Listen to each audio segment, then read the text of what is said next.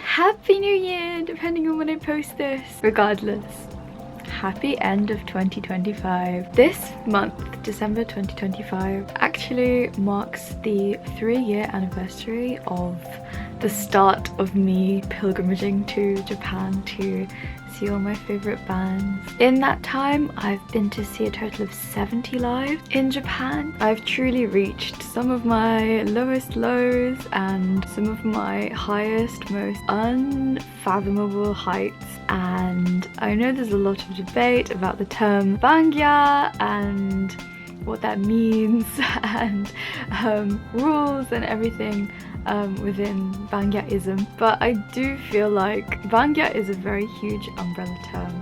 I'm still very much netogya as well. I'm an ensei-gya because I travel from my home country to Japan regularly to see bands. I really feel like this year I've reached a point where I do feel like a bangya, and I feel like that label feels very poignant and personal and pertinent to my personality, especially as I've basically made music my priority in life, and it is currently the thing that brings me the most happiness. I've been to 35 concerts in total this year. That includes lives in the UK also. I've documented most of them, but not all, on my channel, and that's why I'm still running this channel to this day basically, is simply because it's an archive for my own personal enjoyment, and so I can look back whenever I want to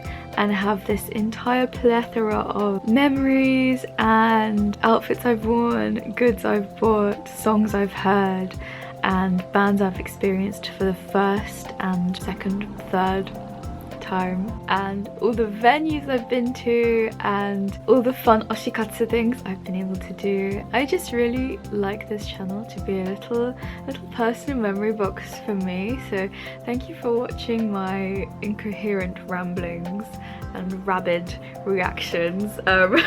Sometimes I feel like my videos are truly not to be seen by anyone but me, but I'll keep making them because it's fun, and I really like being able to express my creativeness in some kind of way. I've come such a long way since that first trip with my little digicam in hand, and how clueless I was back then, but I still have such a long way to go, and I kind of wanted to do a little retrospective of this year and how this year has changed me and how it compared to like previous years and everything else. Just as a sort of introduction, if anyone's even watching to this point, I'm Pandora, I'm from the UK, and I'm primarily a oshare fan, but my daihonme ban is actually Bakchiku. The first live I ever went to in Japan, almost exactly 3 years ago, was Daisy Stripper. It was for their bassist Day's birthday. At this point, I did not even know how to buy tickets for lives in Japan myself. The only ticket I was able to get ahead of time myself was the day in question, Bakchiku, live at Budokan, because I applied for lottery to the fan club. But for Daisy, I just turned up on the day and hoping that they would have space for me. So I just waited for everyone to go in and then got my ticket last. They still had space, which is crazy. In Shibuya Rex, small venue, I made so many mistakes at this live. Typically, most lives in Japan, you'll be asked to pay a drink fee whenever you enter the venue, and this is on top of the ticket fee. The drink fee ranges from about 500 yen to 700 yen. Sometimes it can be more, but average is 600 yen. But the drink ticket allows you to redeem that ticket for one drink. It can be water, it can be orange juice, or it can be like an alcoholic drink like beer or a highball or a lemon sour, as long as it's part of that menu. Either I didn't know what it was for, or I forgot about it completely, because I just kept the token and didn't redeem it for a drink at all. And it's not just a paper ticket or even a laminated ticket, it's a coin. The Dorito Network coin. They don't use these anymore. They're quite annoying because they're quite heavy. I would recommend bringing at least 10 or more 100 yen coins on you to arrive. I'm going to try and sprinkle in some advice if anyone is actually watching this, and if you want to get some, maybe a little bit of tips, I guess, from someone who's also still learning everything and like getting used to things. And yeah. Another thing that I regret to this day is when I went to this live, I bought Cheki. That's all I bought, but they actually gave me a bonus ticket.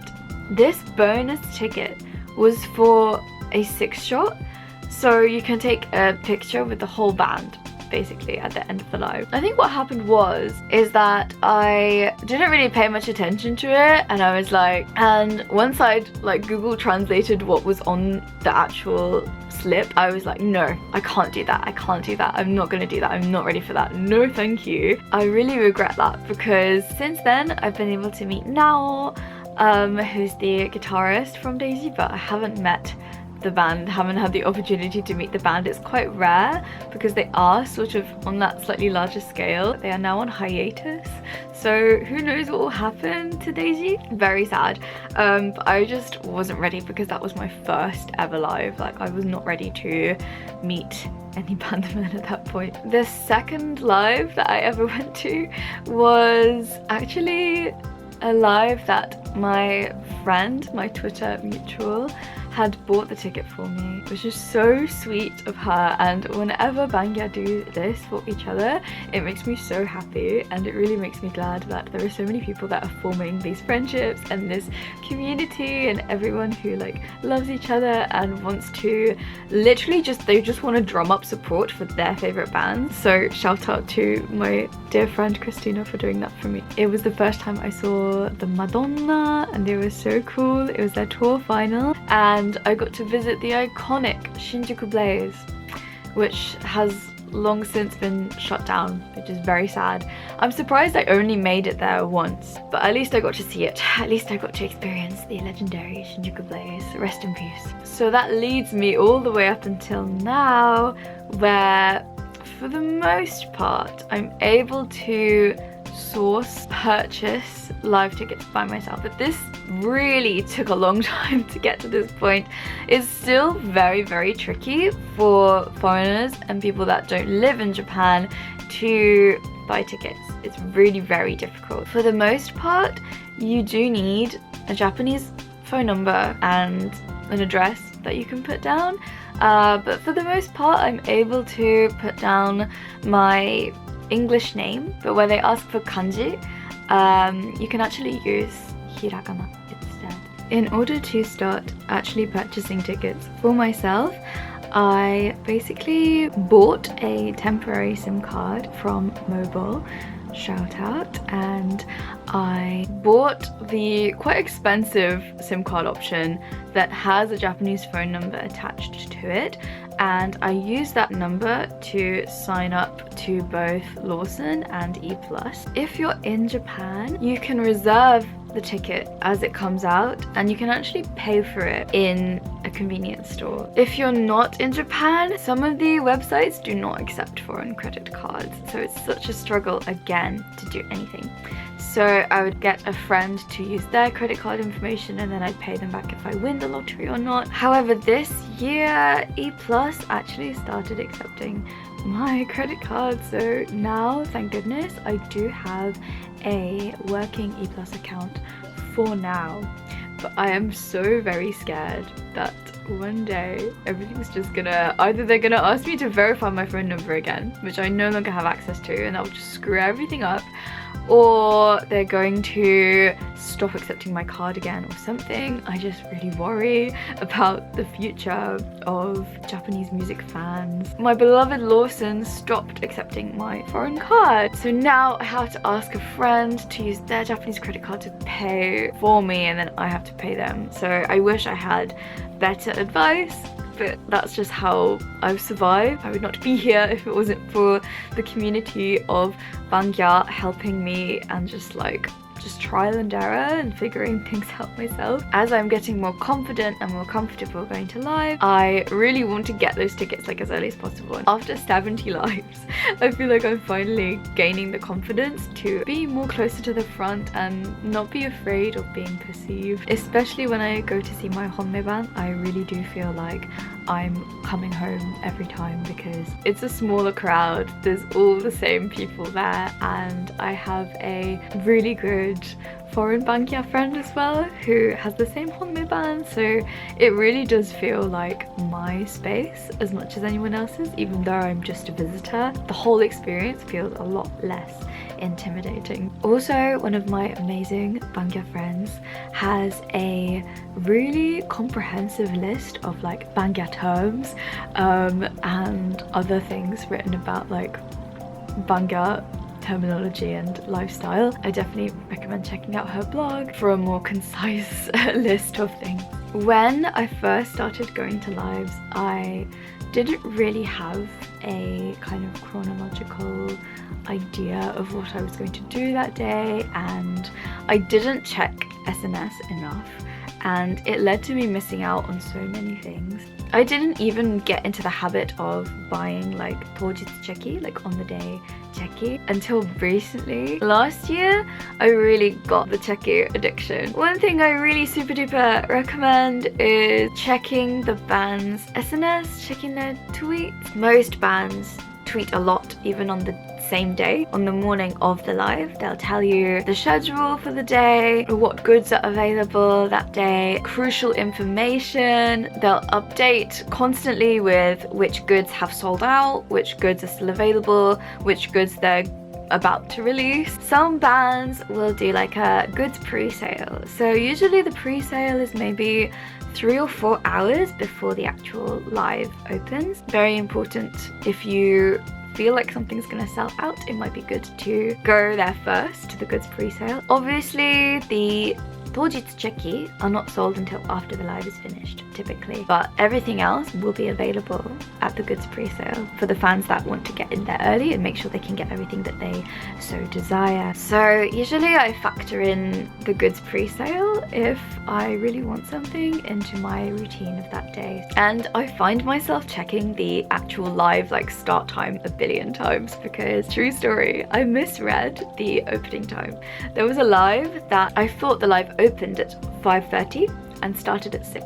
So I arrive at the live house at 5:30 expecting everyone to be waiting. There was no one there. The live started at 5:30 and opened at 5. So I was already arriving when the first song had begun playing. Even if your ticket number isn't particularly low, I recommend getting to a live house at least 10 minutes before, because what I found, especially over the last year, I've noticed that because my ticket number is lower, if I arrive too late, then the staff have already started putting people in line. So they've already started calling the numbers and nobody's entered the venue yet, but everyone's already lined up. To avoid like confusion and just to avoid like stress as well, you want to get there a little bit earlier just so that you don't have to cut in line and ask people like, oh sorry, what's your number? So it's a lot easier if you get there like 10 minutes before opening, if it's possible. Another thing that I didn't pay attention to was like the ticket number like lettering system. So typically tickets will have like a tier list of entry. Normally they have like A ticket and B ticket. A ticket will be the first 100, first 200, first 300 tickets depending on the size of the venue, and then B ticket will be like 300, 400, 500. Sometimes they'll have like a S ticket, which might be like the first 10 people in or the first 50 people in. Sometimes there's even like C ticket and D ticket if the venue's like super big and they're trying to like chop everyone up neatly into like entry blocks. Normally S ticket suggests that you have to pay extra for that, so you might get some benefits if you get like an S ticket. Since lives end around 7 p.m, around 8 p.m. Usually I'll go for dinner after the live's already finished, and then usually I can get home by 10. A lot of restaurants do start closing around 10, 11, so just be aware of that. But obviously, like, konbini is open 24/7 if you need to get some food. There are also sometimes like 24 hours supermarkets also, and there are some chains that do stay open 24 hours, but only really in like the city, like center. If you go like further out, sometimes they're not 24 hours. My typical routine is that I will go to the live, pay for my drink ticket, enjoy the live, go to the goods table and buy all of my goods at Buppan after the live is finished, including cheki and satsueikan ticket, and then I will collect my drink, and then I will drink my drink, and then I will do like 2 shots of satsueikai if there is any. If there isn't, then I just stay in the venue to finish my drink. If the live is over and there's no satsueikai, they might try to gently kick you out. Another huge mistake slash learning moment. I had made a cheki reservation on a band's website, and I was gonna see them at Honton Muryoku the next day. I go to the live, they're the second band on, or the first band on even. Because I want to see everyone at this taiban, I want to get a good spot, so I don't want to leave my spot. I stay where I am. I don't go to Buppan at all, thinking, oh, it's fine, I'll just collect my cheki at the end because I'm not going to do satsueikai. After the last band is finished, I go to Buppan. I got goods from another band that performed that I wanted to get goods for, but the other table of the band that I reserved cheki with was suspiciously empty, and there was no staff behind that table, and I was waiting for maybe an hour. No member of staff came back. They still had goods on the table, and I think I even asked the staff, is this Buppan closed? And they were like, oh, I don't know, and they were like looking around like, where are they? And then I waited so long that we got ushered out by none other than Kikuchi-san, the manager of Baglag. Sadly, I completely missed the pickup for these cheki. If you reserve cheki at a taiban, then it's best to go and collect them as soon as possible. Sorry, my voice is getting so croaky, maybe I should take a break. I was finally able to collect cheki from this band this time at a taiban successfully. Woo! I wanted to do a little retrospective of my highlights of the year, the lives of the year, and the things that meant the most to me and the things that really like stood out to me this year. Starting strong on the 1st of January, I caught my first and only pick, and this is my Honme's pick. Since then and prior to then, I've never caught a pick in my life. Despite this year being the first time I ever got to go to my Honme's birthday, that live was not even my favorite live of the year. It was actually Kanna, the drummer's birthday live, that was the best to me. I think it was something to do with the venue and something to do with my ticket number being worse, but somehow my space was even closer, even better, and it felt so immersive. The set list was great and there were so many bangers. I really just felt very comfortable and in my element, and I think the reason why my Honme's birthday live wasn't as good was I was so stressed about it being a good day, and I wasn't really happy with the outfit that I wore because the shorts I was wearing kept sliding down like during the live, so it was really uncomfortable. I was really nervous and anxious because I'd only just arrived in Japan and I just felt really exhausted and jet lagged. But Kanma's birthday I was so relaxed and so carefree that it ended up being the best live. The highlight for me was going to all these bandamen's birthdays, and I don't even know. I really enjoyed Jenna-sama's birthday live. I think that was one of the best experiences for me. Another live that was absolutely ages ago now, but I had the most fun of my life at this live was Baguraga's Happy Birthday Kill You tour final. This is my favourite Bagurag album, and when I heard they were touring it again after touring their other album the year before, I couldn't believe my luck that I could actually make it to this one, and it incredible, and baguragu just light a fire in my heart. Being able to dance to Saru with everyone, so exhilarating, and I was sweating so much. Another highlight was winning these two kakizome, because my honme band were doing a lottery where you can win a whole number of things. Not only did I win my honme's hand-painted New Year calligraphy, I also won Mizuki, the Shimoda guitarist's necklace that he wore for one of the looks. Finally, Omikuji lottery paid off. Something else that I'm really happy I got to do this year is actually talk to other bangya, at least attempt to say something. It was something that I was just so terrified to do, and I still very much am. Even if it's just a little bit, I'm really happy that I got to have like a few words, exchange a few words with other bangya, and not just being this like shadow, this ghost. Especially in this scene, you realize how small it is. I see the same women every single time. You know, it's just such a small world. Even if you only attend a few lives, people probably maybe recognize you, hopefully. And it really makes you conscious of the fact that entire bands are basically being held up by a handful of bangya. Like, seriously, it's been very inspiring for me, and it's been very comforting to see a lot of women, most of whom are older than me by like quite a bit or just a little bit. It's so reassuring to see them having so much fun, just living completely freely without cringe, without like being self-conscious. They're just living their happiness and being able to support the scene that they love. Speaking of living with no regrets and no cringe, another huge highlight was me being Saizen for the first time.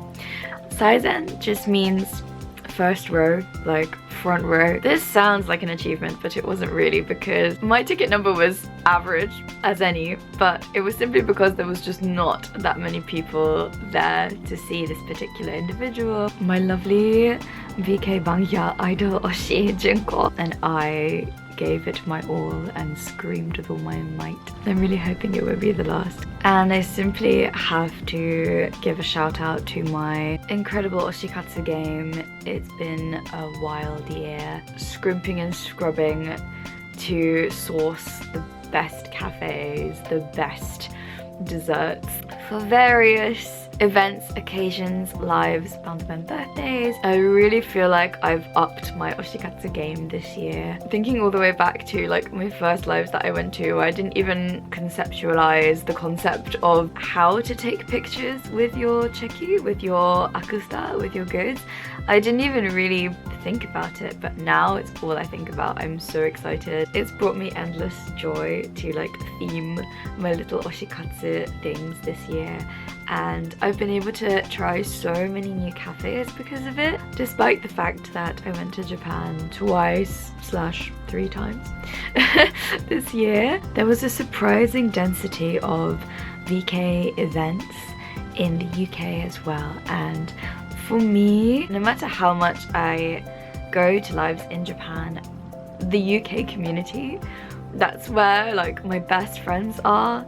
That's where I grew up. That's where like I owe so much to. This year I truly feel so grateful for this scene that is growing in a completely unique branch of its own in a way. Especially going to these in-person lives in London, as well as Vkei night, our own little special little corner of the world, and we all get to party together. And how many people are going to their first Visual Kei lives ever in the UK now, which is just, it's really inspiring, and I really hope that we get to see more bands come over. The highlight for me was getting to meet Takeru for the first time from Sug/Sleepyhead. I've always really enjoyed Sleepyhead and Takeru's solo music, but Sagu is still #1 to me. I don't think anything Takeru does will beat Sagu for me in my heart. And it was a very small live, but it was amazing. It was incredible. I'm so happy that we got such an intimate show,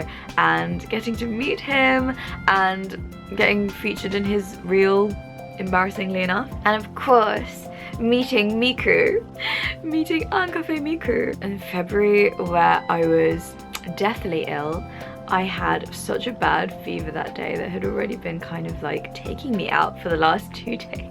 But that was still one of the most incredible lives, a little bit messy, a little bit chaotic, but I'm really glad that I pushed through and I went, because I haven't seen Miku for 10 years. Well worth it. I'm really, really glad that he came, and I hope he had fun. Okay, this is a British man, but I did get to see Raymond Watts of Pig, and also, you know, many collaborations with Atsushi Sakurai fame.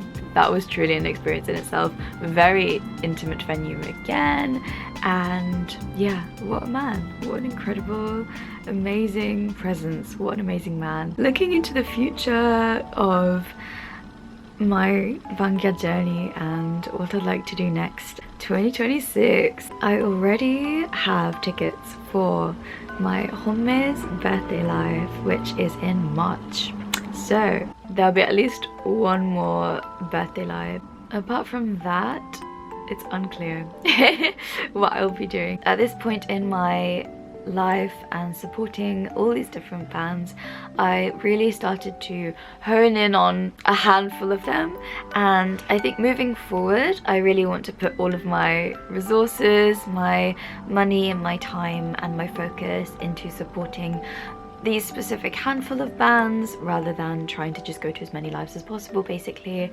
And I really want to make it my priority to go to as many of my Honme bands lives as possible. Looking back at my year of going to lives, that's where I had the most fun, was seeing my Honme band in a variety of small to large venues. I really want to go to Japan in summer properly, for real this time. So I'm wondering if Dog announce a tour like around summertime. I want to try to follow them. Obviously it's quite expensive, especially if you're moving from lots of different prefectures around and stuff like that, but maybe I can do it. In general, I really want to just say yes to more things, and I really want to hang out with more bangya and just push myself to make more friends in the scene in Japan. And I think if I do go back to Japan next year, I really want to ensei more, and I want to like visit other prefectures too. I really want to see my Honme in his hometown.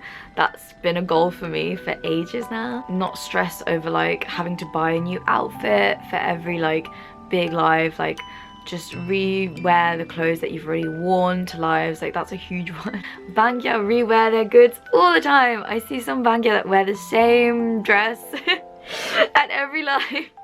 It's totally fine, it's totally normal, just wear the same thing, don't worry about it. I'm just growing more and more fond of it and more in love, and it's got such a hold on me, the way these songs energize me and give me motivation and hope. I just find myself always looking forward to the next live, which is a curse in itself. You do have to accept the FOMO in order to accept the extreme fun that you will get to have, or that you got to have, and that's been kind of hard to battle with this year as well. Just trying not to feel too much like I'm missing out, not to feel too sad that I'm not there, and not to feel too like jealous and wistful of everyone that gets to attend certain lives, and just appreciate how much I got to do and live in the moment. I shouldn't always be comparing myself to other bangya, comparing myself to other people that live in Japan or get to go there more than me, and that remember that I'm so lucky to be where I am right now. I'm ready to move into the future and have even more fun, and who knows what's gonna happen, but let me know what bands you're planning to see in 2026. Also, what's going on with that Vkei festival in France? Hello, that's very exciting. I guess we'll know more by the time this comes out. Bye bye, see you, bye. Thank you for watching.